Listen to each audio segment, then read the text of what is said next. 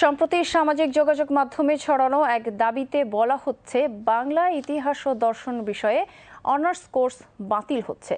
তবে শিক্ষামন্ত্রী আনম ইহসানুল হক মিলন বলেছেন, জাতীয় বিশ্ববিদ্যালয়ে স্নাতক পর্যায়ে বাংলা ইতিহাস ও দর্শন বিষয় বাতিলের কোনো সিদ্ধান্ত নেওয়া হয়নি। আরও জানাচ্ছেন সীমা শারমিন।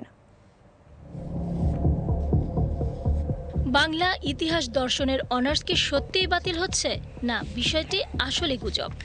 সম্প্রতি সামাজিক যোগাযোগ মাধ্যমে যা দ্রুত ছড়িয়ে পড়েছে, যেখানে দাবি করা হচ্ছে জাতীয় বিশ্ববিদ্যালয়ে বাংলা ইতিহাস ও দর্শনের অনার্স কোর্স বাতিল হচ্ছে, কিন্তু এটা সম্পূর্ণ বানোয়াট। ছড়ানো প্রতিবেদনগুলোতে বলা হয়েছে, শিক্ষা মন্ত্রণালয়ের নতুন খসড়া মডেল অনুযায়ী বাংলা ইতিহাস দর্শন সহ প্রায় 6টি বিষয়ে অনার্স কোর্স পুনর্গঠন বা বাতিল করে সেগুলো অন্যান্য বিষয়ের সঙ্গে সমন্বয়ের পরিকল্পনা করা হচ্ছে।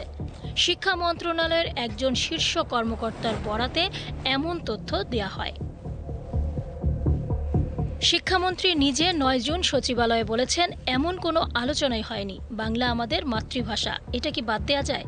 শিক্ষা সচিবও জানিয়েছেন, চূড়ান্ত কোনো সিদ্ধান্ত হয়নি, একজন কর্মকর্তা শুধু প্রাথমিক আলোচনা করেছিলেন। তাহলে গুজব ছড়ালো কেন? কারণ কিছু পত্রিকা খসড়া মডেলে পুনর্গঠনকে বাতিল বলে রিপোর্ট করে।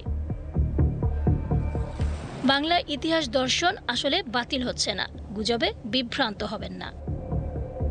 সীমা শারমিন, BTV নিউজ।